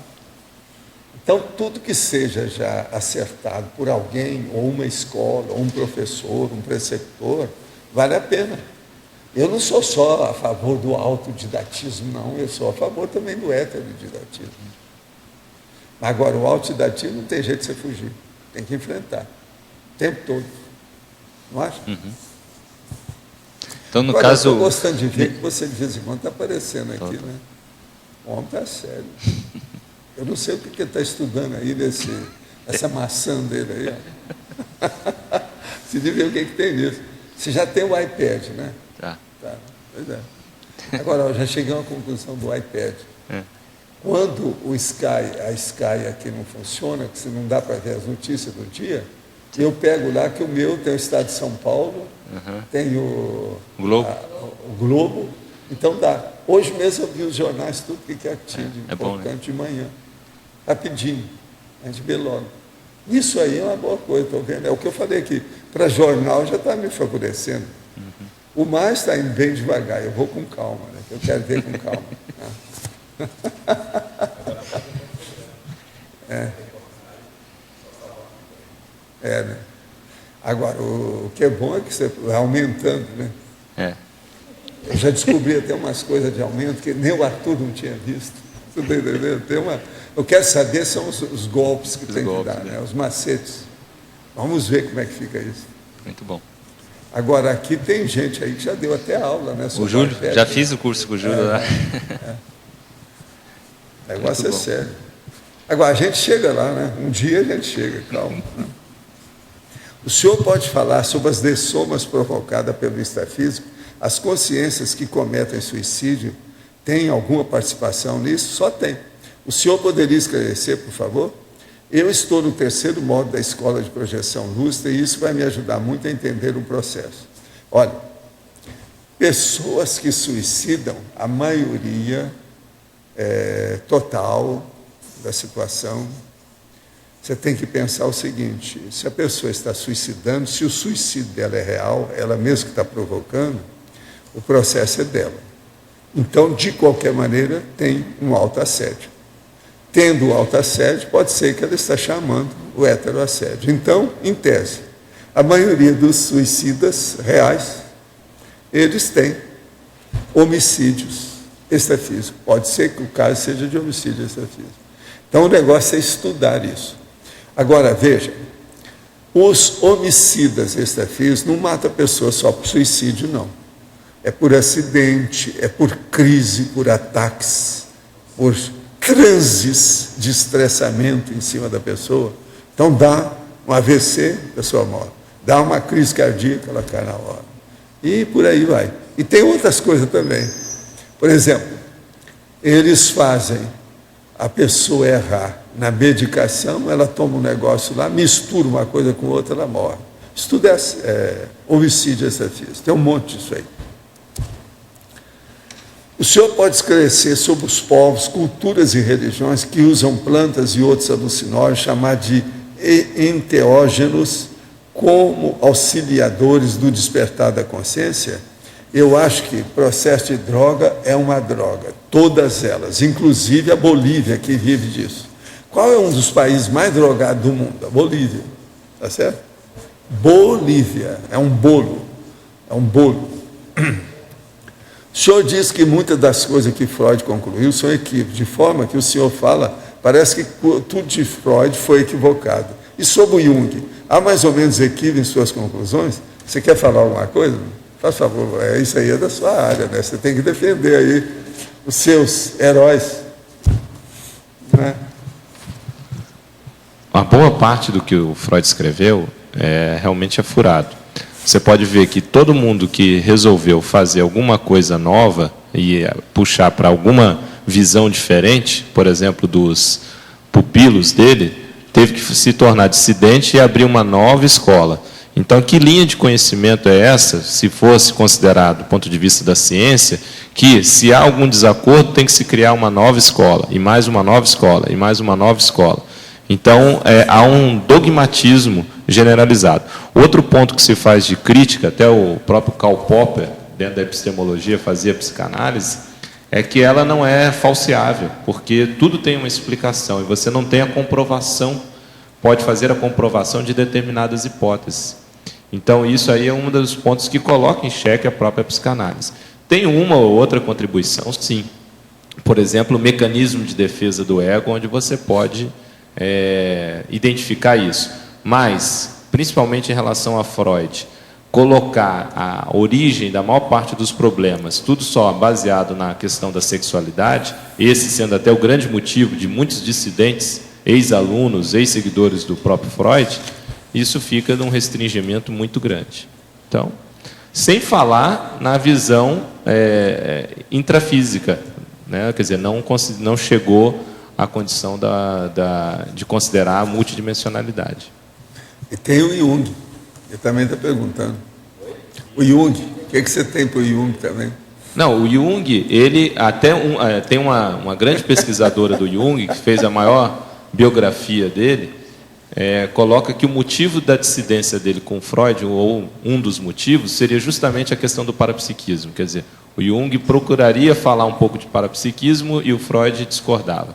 Agora, o Jung, ele, apesar de ter muita gente estudando, que é a linha do Jung, tem muito conceito confuso. Então, muitos conceitos do próprio Jung que são de difícil compreensão ou ambiguidade. Essa é uma das grandes críticas que se faz ao processo do Jung. Em visita ao CAEC, tive uma percepção diferente e vi o senhor bem maior que o corpo físico, em rompimento do psicossoma. Na ocasião, o senhor disse que, como não perguntei na hora do ocorrido, perdi a oportunidade do estudo. Quando criança, tive outras 2 nítidas visões de consciência. E no ano passado, no mesmo dia em que fui ao IPC pela primeira vez, tive outra visão. Durante a faculdade de medicina, e mesmo na infância, o medo que me fez rejeitar tal percepção. Mas sempre tive a sensação de que a ferramenta estava lá, subutilizada. Pergunta: além do trabalho com as energias, o trabalho de assistência teática da cosmoética e a observação da sinalética pessoal, buscar desenvolver essa capacidade, seria uma prioridade realmente útil? Eu te pergunto, por que não é? E outra pergunta, por que não? E outra pergunta, o que é que tem melhor que isso? Por aí nós podemos fazer 10 contra-perguntas para você. Ou isso seria consequência natural daquelas práticas, e o melhor é não me preocupar excessivamente com isso. Não, o melhor é você cuidar do estado vibracional e ir em frente. Vamos ver o que vai dar. Com o estado vibracional você abre o resto das outras portas. Há a possibilidade da holomemória abarcar, além das realidades, as falsas memórias também? Não, mas é isso que nós estamos falando. Falsa memória é justamente isso. Entra tudo. A pessoa tem que estar muito desperta, lúcida, atenta, com muita autocrítica, para não comer alhos como bugalhos. Tem que dar um jeito nisso aí, senão o negócio está para trás. De modo que falsa memória é uma coisa que tem no meio das memórias todas. É muito difícil uma pessoa ter uma memória nítida, total, límpida, inteiramente correta. Sempre tem injunções ou interferências, está entendendo? Ou intrusões de processo. Principalmente, por exemplo, como é que você vai confiar na memória de uma pessoa que devaneia o tempo todo? Alguém vai confiar nisso? Eu não confio. Uma pessoa que devaneia toda hora, ela fala, tem que dar desconto. É pior do que criança. Quando é adulta, é pior do que criança, porque a elaboração da imaginação da pessoa adulta é maior do que a da criança, conforme o caso. Então, ela pode fazer uma coisa muito maior do que isso. Não é isso? Então, o que mais? Aonde nós ficamos aí? Quem é que está com o microfone? É você, Carla, pode falar. Sentido da vida. Hein? Sentido da vida. O sentido da vida é o seguinte: é você ter um objetivo para a sua existência. O que você está fazendo com a sua vida? A gente não veio aqui só para dormir, para comer, para andar durante o dia, para nadar no mar, entendeu? A gente então tem um propósito, uma finalidade, alguma coisa que a gente veio fazer. Qual é o seu trabalho? Então você tem que examinar e ver. O que você está fazendo de bom? Aí então nós vamos caminhar e a gente chega lá na programação existencial, a ProEx. Aí tem que conversar lá com o Loche, conversar na Apex, viu? Para ver como é que é. Esse é o jeito. Aí então você vai ver o sentido da sua vida, quer dizer, para onde você vai? Qual é o objetivo? Qual é a meta? O que você pretende? O que você quer? Qual o seu sonho dourado de consumo? Não, eu quero isso. Então, esse é o sentido da própria vida. Entende? Poderia esclarecer na antagonismologia o item antagonismo, mega enfoque autopensênico, atenção dividida? O mega enfoque autopensênico é o da própria pessoa com a pensenidade dela. E a atenção dividida é a hora que ela tem mais de um mega enfoque. Aqui, ali, etc. Ela divide a atenção à pessoa. Com isso, então, ela tem uma visão mais ampla. Através da atenção dividida, a pessoa chega na questão da cosmovisão. Lembre-se, eu falei que o problema da atenção dividida é um dos mastes em matéria de trafores da pessoa. Isso aí é muito sério. Fisiologicamente, quanto mais envelhecemos, mais nos lembramos de fatos remotos da infância e da adolescência, e menos nos lembramos dos fatos recentes de ontem e de hoje. Além do seu autodesassédio, como você mantém a sua memória impecável sem ter os lapsos da memória recente? Quais as dicas que você pode nos dar para otimizar a nossa memória? Seria bom você ver a enciclopédia e pegar tudo que fala em memoriologia e holomnemônica. Eu falo muitas técnicas, muita coisa que tem nesse sentido. Agora, o que a gente nota é o seguinte: hoje é necessário que a pessoa mexa com as faculdades mentais o tempo todo para evitar o Alzheimer, o mal de Alzheimer. Porque o processo todo, o Alzheimer começa hoje, já tem gente com 30 anos já tem indício de Alzheimer. Tem um monte de gente já na meia idade que já está com mal de Alzheimer. Então, isso tudo é preciso da pessoa funcionar com a cabeça. Então, por exemplo, isso de usar o laptop veio para ajudar, em parte, a fazer a profilaxia do Alzheimer. Que a pessoa anota as coisas, ela vai usar as faculdades mentais, ela tem juízo crítico, ela faz associação de ideias, ela, vamos dizer, exercita a memória o tempo todo, a elaboração de pensamento naquilo que ela escreve. Junto com o laptop é bom que haja muita leitura, com registro. Isso aí ajuda a pessoa. É uma saída para melhorar a memória. Agora, no meu caso, eu, por exemplo, eu já tomei muito ginkgo biloba, ele é bom. Atualmente eu não tomo porque faz interação com os medicamentos que eu tomo. Então teve gente aí, colega meu, que me proibiu de tomar o ginkgo biloba. Mas se eu puder, algum dia eu torno a voltar, que isso aí sempre ajuda. Agora, o que eu faço com isso?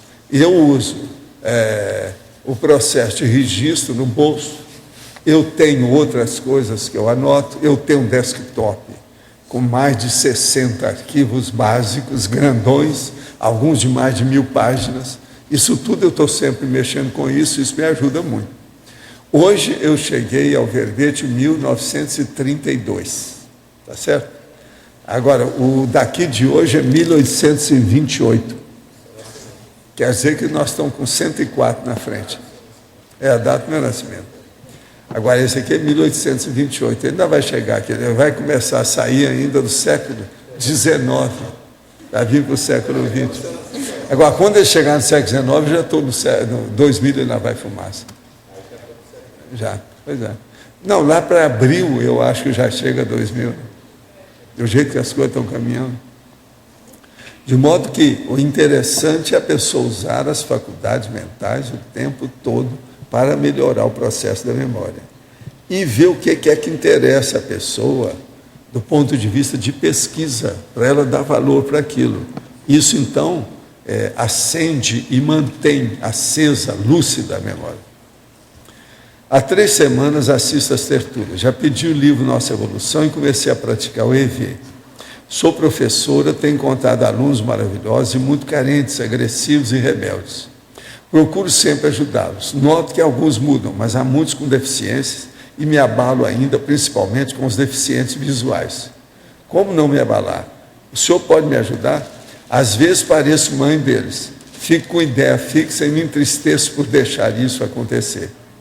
Olha, primeira coisa é o seguinte, não adianta a gente ser super protetora, não. É bom você examinar e ter bastante equilíbrio, bastante harmonia, para manter o seu processo didático melhor. Superproteção não resolve, não. Tem que ir com calma.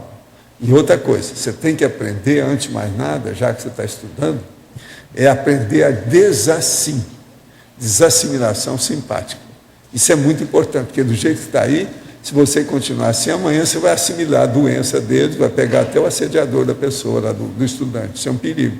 Vai dar mais trabalho para os amparadores que estão ajudando você a dar aula. Então, cuidado com isso. Vai devagar. Estuda desassimilação simpática das energias. Isso é muito importante. É o EV e diz assim. O senhor pode me explicar melhor o que é ataque paraterapêutico? Está aí. Nós vamos trazer o verbete qualquer dia desse. Mas o caso todo é o seguinte, deixa eu ver se eu explico aqui. Eu estou trabalhando, estou lá no computador, 3h30 da manhã, vamos lá. Quando então eu noto que tem os amparadores, a situação toda, aí começa uma sinalética.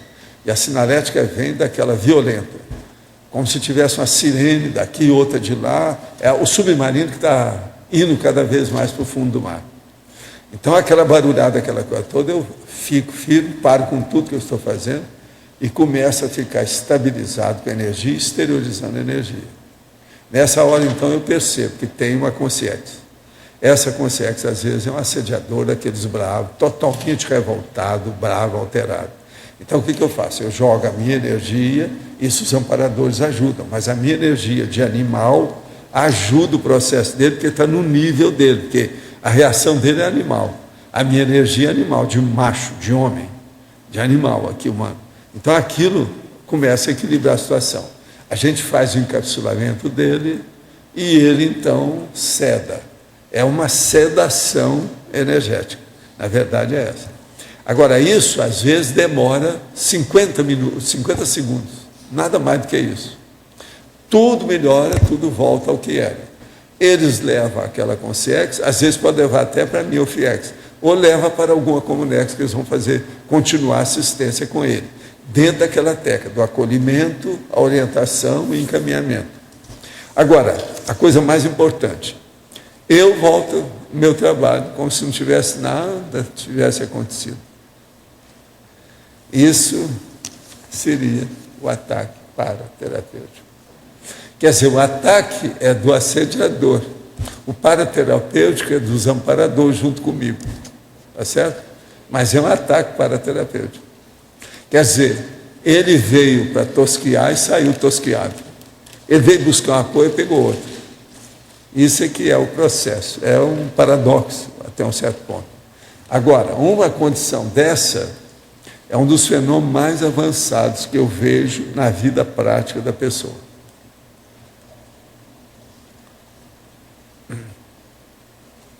Essa condição ela é possível mais pelo autodesassédio do que propriamente pela capacidade energética. Essa condição de fazer. Não, é tudo junto. É tudo junto.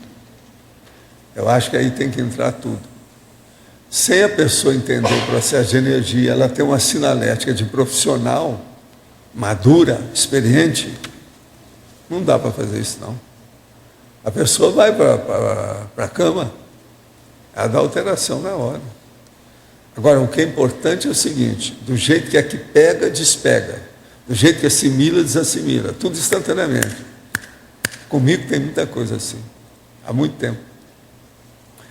Como lidar de uma forma menos subjetiva e mais objetiva para combater o autodesassédio de uma maneira efetiva, com um mega enfoque nas coisas positivas? Minha dificuldade nessa vigília física são a síndrome do ansiosismo e a síndrome da dispersão. O senhor tem alguma dica com a sua cosmovisão para que eu possa superar esse gargalão? Sim. A primeira coisa é vir na imobilidade física virgem e fazer 10 laboratórios em seguida, para ver o que dá.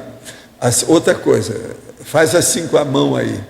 Sua mão está tremendo ou é igual a minha? Ó, a minha, ó. Ela não treme. Então, a primeira coisa que nós temos que ver é isso. Agora, o mais sério é pegar as duas mãos. Ó. Ó.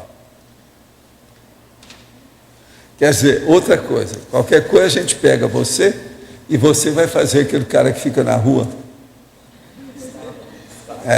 Vamos ver quanto tempo você aguenta a estátua viva. Não é isso? Essa é a primeira nota que a gente dá para ver como é que a pessoa pode melhorar.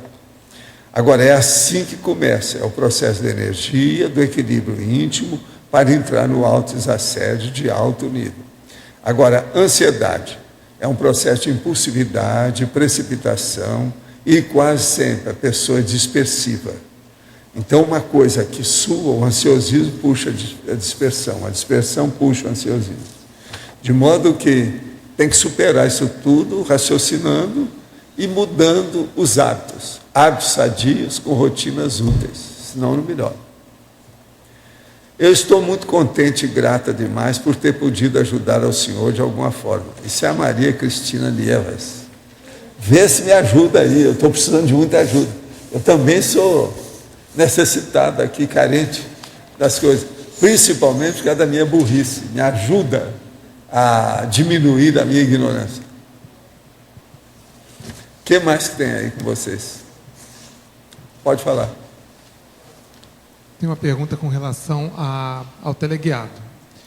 No caso do ataque paraterapêutico, o senhor percebe, a consciência vem, é feito o choque e depois ele é encaminhado, o senhor desassimila, pode até ir para a sua FIEX, não é isso?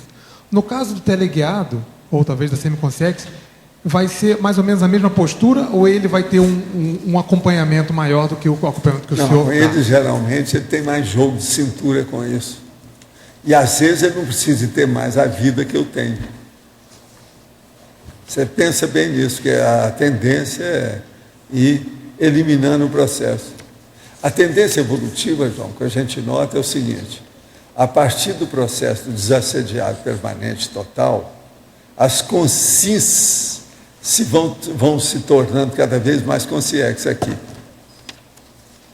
Se a pessoa pensar por aí, melhora. Por isso que eu falo, quando você tiver um problema muito grande, pensa como consciente. Você sempre vai pensar na frente. É sempre um nível mais avançado de abordagem. Então, vale a pena pensar nisso. Você entendeu, né?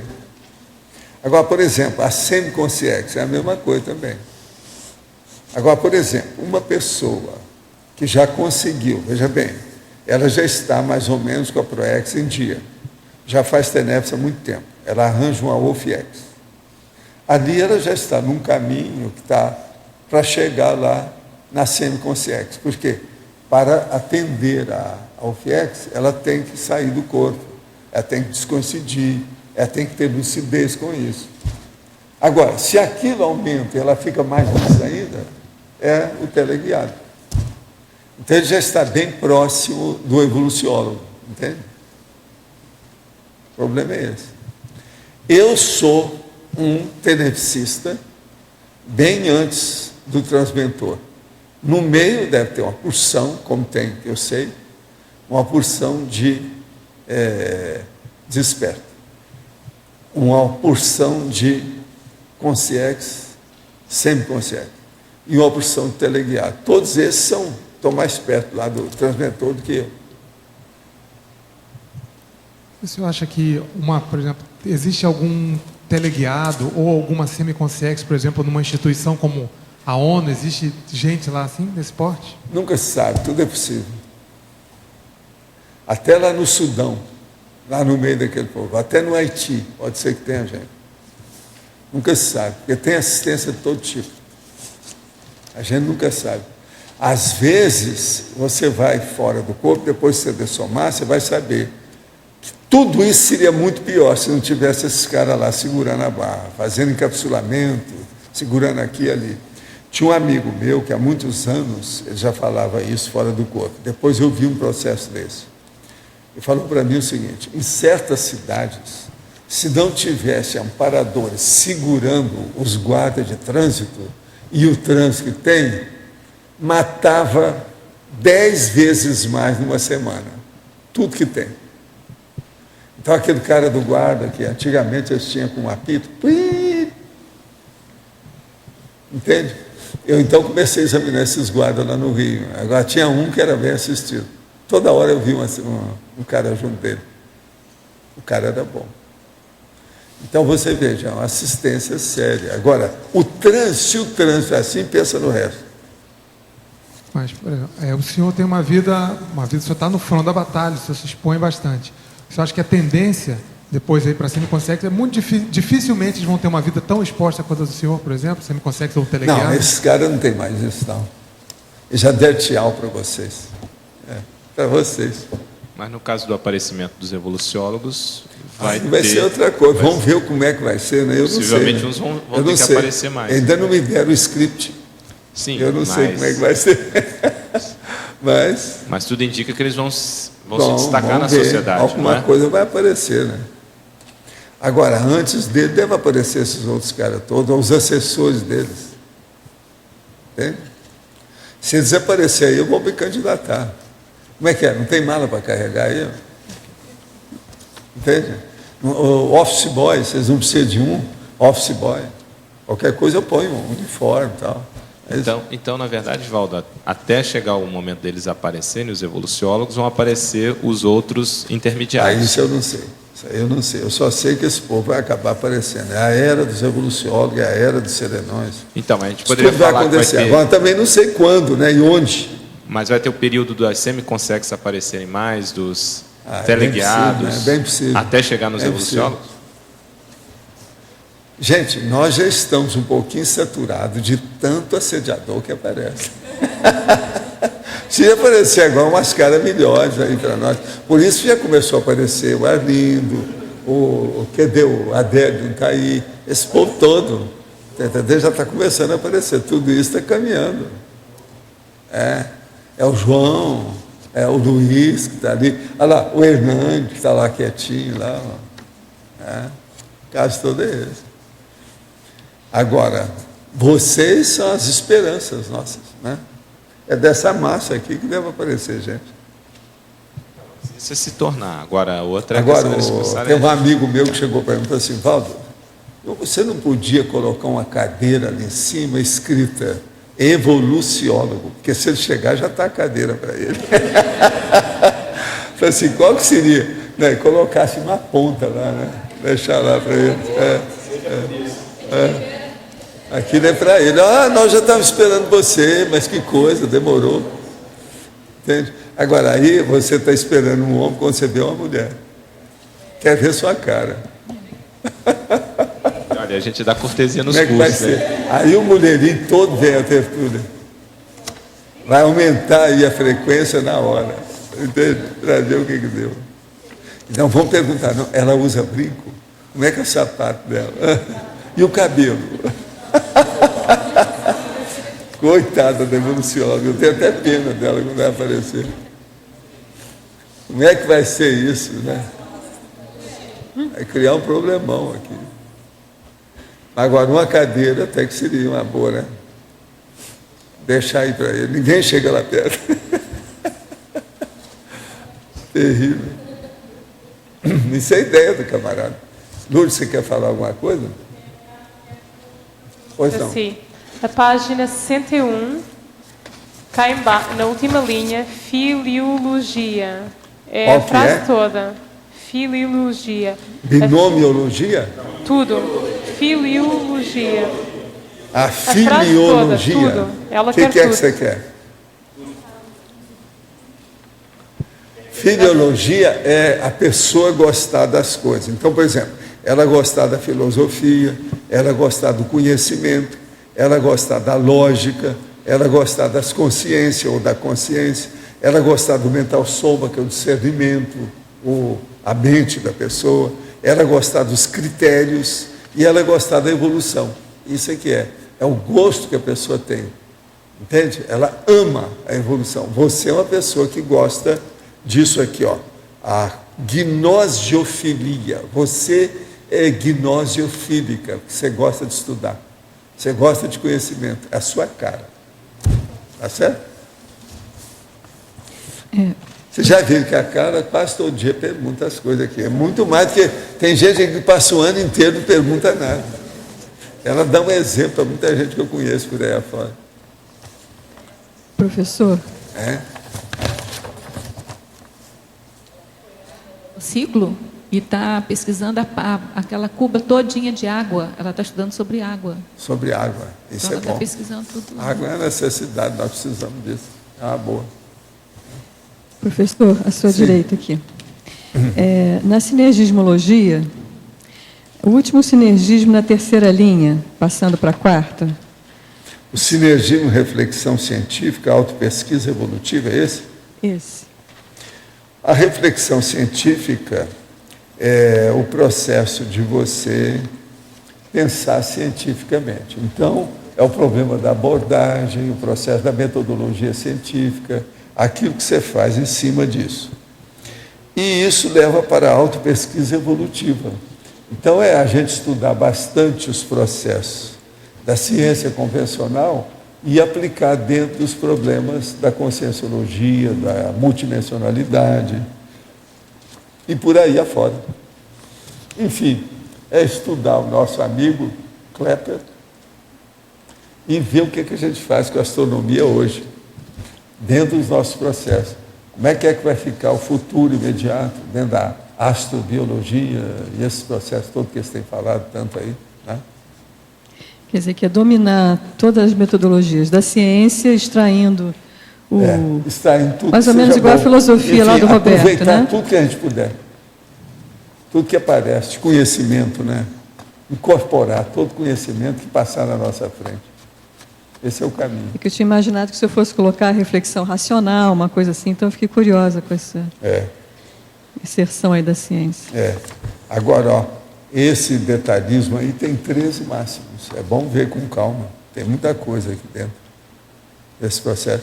O antagonismo, então, está dando um banho de loja aí. Eu contei 10. Tem um antagonismo que está parecido com o outro, mas, mesmo assim, é um monte que tem. O senhor pode me dizer quais foram? Onde o senhor achou seus máximos? Eu contei 10. Você contou 10, então segura aí. 6 não, aí. Eu garanto que você não contou em numerologia como 2. 2 vezes, contei isso, senhor. Isso, então está danado. Então segura lá. Mas é que o binômio e a interação então, segura só tinha etimologia, 6. O prefixo em, ele tem o máximo. Sim. Outro, na etimologia, é o vocábulo sadio, depois o sanari, ele também tem. Você pegou esses 2? Foi? Então, depois, estrangeirismologia, depois, sinergismologia, depois, principiologia, laboratoriologia, enumerologia 2, binomiologia, é que interaciologia. Eu contei só 6. Só tem 6. Hein? Falta 1. Professor Valdo. Interaciologia? E o binômio, só tem 6. Quase tem, mas não tem. 1, 2, 3, 4, 5... Professor Valdo. 6. Esse aqui está faltando. O intérprete lá, eu marquei o negócio por lá. Eu vou pôr aqui, que lá está... Tem. Eu vou olhar o que é que faltou um aqui. Ami. Agora, o que mais? Aqui. Lá em cima. Neida, lá em cima. Professor Valdo, na etimologia, esse prefixo em não tem um máximo, tem 6 itens. Tem sim, tem o em lá em cima. Não, na etimologia está certo, não adianta corrigir que tem 2. Esse eu já sou. É o em e é o a, são dois. Esse aí tem. Não é agora, em, eu não sei se você já em... pescou todos eles, então. Vamos ver como é que fica. Agora... a interação. Pois é, não, mas agora...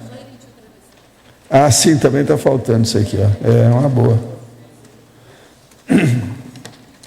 Agora eu vou olhar esse aí da interação que está faltando. Ou deixa 100, que já tem demais. Já tem 13, né, que eu coloquei. Pode cortar até 2 desses aí, para ficar dentro da média nossa. Uma média útil, como nós chamamos.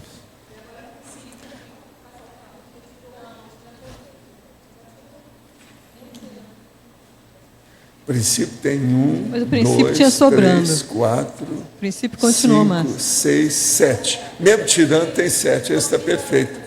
Esse tem 7, porque tinha 8. É só interação e binômio, né? Que não tinha. Agora, vocês estão se tornando conscientes enciclopedistas mesmo. Não tem jeito. Né? É o que quase todo verbete tem. Esse aqui tem lá, consciência enciclopedista, são vocês.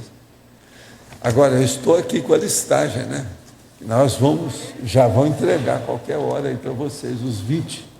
Estou com 20 aqui.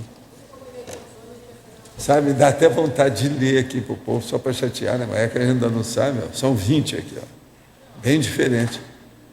Os temas. Tem umas coisas aqui que eu não sei o que é, não. Eu preciso examinar lá. Tá? As palavras esquisitas aqui, parece nome de gente, nome italiano. Senati. Preciso examinar o que é isso. Eu estou esperando aí para ver. O Elton vai entregar em qualquer hora para a gente ver.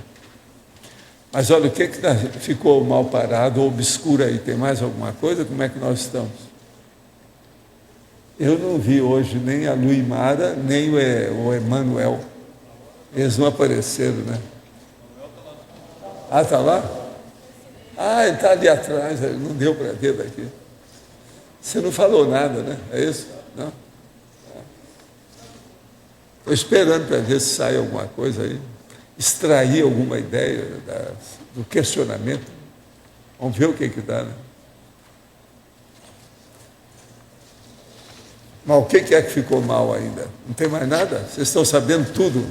Mega enfoque sadio, está todo mundo salutar. Valdo, sadio. O ataque paraterapêutico, a pessoa já tem que ser ofiaxista. Pela lógica, acho que sim, né? Não sei. Seria o ideal, né? Mas pode ser antes? Não? Eu não sei, né? Eu não ponho a mão na cumbuca. Eu não sei. Mas o que a gente indica é que seja, né? No mínimo isso aí, né? Agora, outra coisa, isso já acontece comum com você? Não, o meu já tem muito tempo assim. Já tem uma boa temporada. Agora, hoje a gente anda mais, vamos dizer, como é que seria? Há mais eficácia. Anda mais rápido, as coisas procedem melhor, de melhor modo, a resolução é mais fugaz, rapidinha. Entende? Isso aí é impressionante. Agora, olha, quando acontece um caso desse, isso aí é como se fosse a impactoterapia, um choque, né? Às vezes, eu ainda vou trabalhar com aquela consciência. Depende, se eles levarem para o FIEX, eu ainda vou ter contato, etc., com calma. Mas aí já é muito melhor, é um processo mais de parlamentar, é um processo diplomático, é de contato, interlocução, coloquialismo. Isso aí é outra coisa. Esse início é que eu preciso de o impacto. Professor, esse ataque ele pode acontecer na hipnagogia? Durante a hipnagogia, a pessoa relaxou. Ele pode acontecer, mas a pessoa fica desperta na hora. Se acontece qualquer coisa, eu fico na mesma hora, lúcido. Agora, quase sempre não é assim, não. Quase sempre comigo, os próprios amparadores é que armam essa condição. A deixa, a condição, o cenário, todo o processo ali é deles, né? Então, isso é muito tranquilo. Então não é... Por exemplo, essa noite eu trabalhei demais, com muita lucidez, não teve nada e fiz um servição. Daquele serviço tipo arrasa quarteirão que eu falo para você. Essa noite foi assim. Entende? Mas também não trouxeram ninguém, não teve nada. Também não está havendo nenhum curso aqui, porque quando entra gente na nossa área, no Holopensene, quase sempre eu trabalho. Quando tem curso aqui, essa coisa toda, sempre a gente tem. E já aconteceu do senhor ter que atender depois que o senhor deitou para dormir, professor? O senhor deitou, já, né? Tudo isso. Se você pensar nisso, já aconteceu. Tudo você pensar. Agora, eu não acho ruim nada disso, não. Pelo seguinte, por causa dos pós-fáceis dos originais. Hoje mesmo aconteceu isso, mas foi por causa dos pós-fáceis. A hora que eu deitei, me veio aquele monte de ideia, um monte de coisa, um verbete inteiro. Está lá. Então, o que eu fiz? Levantei e 15 minutos, eu anotei tudo no escritório, depois tornei a deitar. Agora, contei no relógio, foram 15 minutos exatos. Mas não dava, aquilo é imperdível. Não, você pensa bem, a gente pensando um monte de coisa, você não pode atropelar a sua memória com essas coisas. Quando o negócio é novo, o ideal é escrever na hora mesmo. É a melhor coisa que a gente faz. Eu, às vezes, fixo, mas, às vezes, eu penso naquilo e depois, para fixar, eu vou gastar outro tempo para fixação. Então, só de pensar. Então, o ideal, você põe no papel e esquece. É tudo claro. Agora, eu, em 15 minutos, por exemplo, eu já escrevo praticamente o esquema de todo o verbete. Em 15 minutos. Então, fica tudo já encaminhado, entende? Ali é só preencher o que está faltando. Agora, este hoje eu estou até curioso depois de pegar o assunto, que é um negócio diferente. Professor, eu falo... Não, já começou, né? Eu estou ouvindo. Sobre o rompimento do psicossoma, eu queria que o senhor pudesse falar assim rapidamente sobre a questão do EM, né, que eu não estava aqui na ocasião que o senhor falava muito sobre ele. É um caso típico? Não. Não? Tem nada a ver com o rompimento psicossoma. O EM é a pré-maternologia. É outra coisa. Mas ele não chegou a ser consim? O senhor já conheceu ele como consex? Pois é, mas o problema todo é esse. Ele nunca nasceu na Terra. Nunca Só agora nasceu. que ele nasceu lá. Renasceu. Agora é que ele vai nascer. Agora, ele não renasceu. Ele nasceu aqui na Terra. Isso é seríssimo, é outra Vai condição. a primeira vez. Tem que tirar aí o prefixo. Não tem. O ré. Sei. Valdo. Obrigada. Aqui em cima do B. Com que frequência você atende na sua OFIEX? Depende da época. Mas dá um exemplo, assim, numa semana... Às vezes tem, 2 semanas que eu passei atendendo todo dia. Sempre tinha alguma coisa e tal. Geralmente à noite. Ou pode ser qualquer horário? Às vezes pode ser, porque também eu tenho a soneca, eu faço a siesta. Isso também me ajuda muito. Eu comecei fazendo siesta devido por causa disso. FIEX. Você tem ideia. Ou pensa que é boa vida, não é não. Você sempre tem rememoração imediata? Agora, é o seguinte, eu deito e durmo, tanto que eu quero, 1 hora, 2, se eu quiser. Mas geralmente eu deito umas 40 minutos, 50 minutos no máximo. E você sempre tem a rememoração em seguida? Sempre tem? Não, às vezes depende. Às vezes é a posteriori. Outra coisa também, eu divido os remédios que eu tomo, você sabe, isso tudo dá muito sonho na gente. Eu sei bem que eu tomo. Às vezes, agora os sonhos meus, às vezes, são lógicos. Eu levo tudo para a lógica, estou sempre tentando resolver o enigma. Quando ele é pesadelar, é enigmático. Então, às vezes, faz até a gente pensar, ajuda e tal. É bom. Então, é muito importante esse processo dos pesadelos. Com o passar do tempo, eu vi que isso me ajuda. Porque eu continuo pensando em resoluções, soluções. Entende? Equações. Isso é importantíssimo. Ajuda. Última coisa. Você, às vezes, só lembra daquele atendimento, daquele dia, a posteriori, num outro dia, por exemplo. Como assim? Mais para frente, por exemplo. Você não lembrou imediatamente? Às vezes eu lembro das coisas tudo imediato, eu não perco a lembrança. Aquilo é como se fosse na hora. Tá? Tudo continua do mesmo jeito. Agora, tem a hora que eu corto. Aí não, aí eu preciso de ver até aquilo que eu escrevi. Quando eu ponho no papel, geralmente, eu não quero fixar nada na minha cabeça. Eu olho depois. Agora, tem coisa que não, eu fixo e vou com aquilo, e não perco. Uma outra coisa, conforme aquilo que você esteve preocupado, observando, seja um filme, um livro, uma conversa, algum estudo que você fez, você vai dormir, às vezes aquilo se prolonga dentro do seu sonho, do seu pesadelo. Aquilo continua. Agora, comigo, às vezes, isso continua, mas com solução. Então, eu volto para o corpo e escrevo tudo que eu vi. Sabe como é que é? Tem muito disso. Até hoje ainda tem isso. Então, os nossos comerciais, por favor. Obrigado. As pontuações de hoje: 77 assinaturas no livro de presença, 20 perguntas presenciais, 27 perguntas online, 34 votos presenciais e 7 votos online. Hoje teremos os recados do Loche sobre balanço existencial, a Cristina sobre o curso Campo Assistencial Holossomático, a Neida sobre a repreendência, o Antônio sobre a dinâmica parapsíquica para crianças e adolescentes e a May sobre o curso 40 manobras energéticas. Antes com vocês, o recado do Amigos com o Fernando.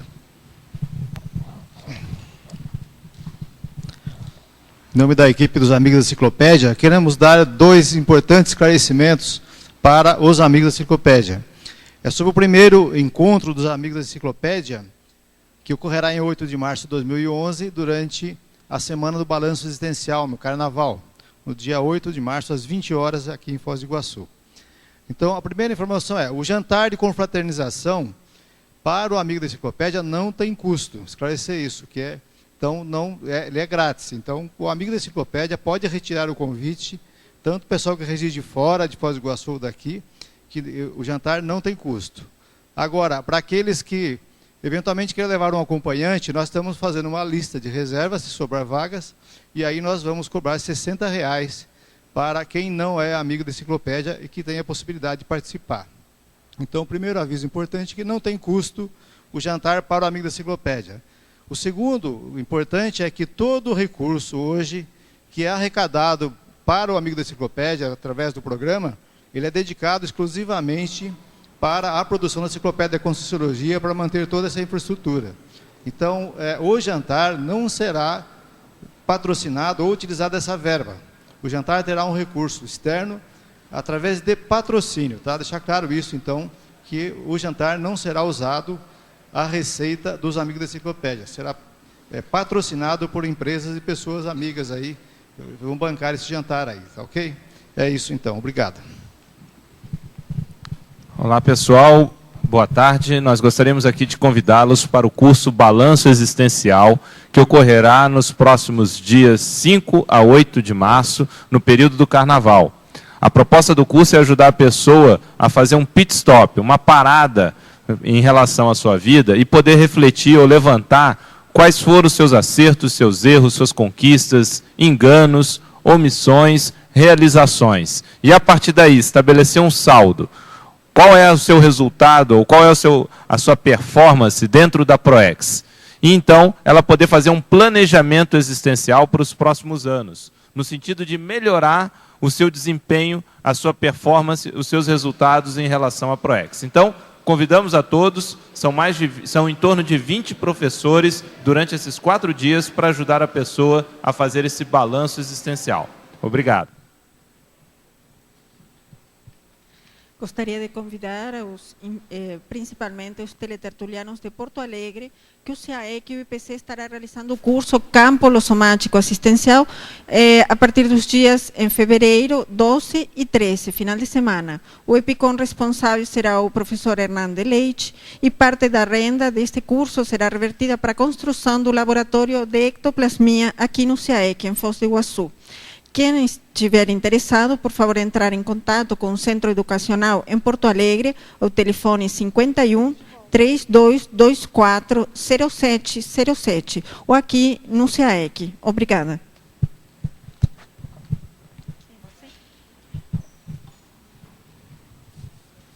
Boa tarde a todos. Em nome da Repreendência, estamos aqui para convidá-los para a 10ª qualificação docente, que vai ocorrer em Foz do Iguaçu no período de 11 a 13 de março, logo após o balanço. Esse curso, gente, é dedicado especialmente aos professores e professorandos da Conscienciologia, que tem como objetivo qualificar a sua praxis parapedagógica. Então, esse curso tem apenas 14 vagas. Para maiores informações, entrar no site da Reaprendência, www.reaprendência.org, ou ainda ligando pelo telefone do CAEC, 45 3525 2652. Não percam essa oportunidade. Estão todos convidados.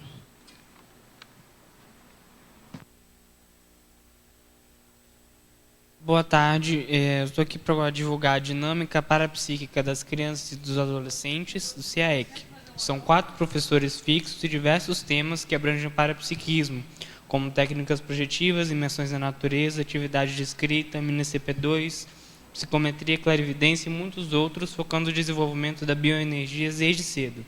As atividades vão iniciar em março de 2011 e a dinâmica ocorre todos os sábados, das 9 às 10h30 da manhã.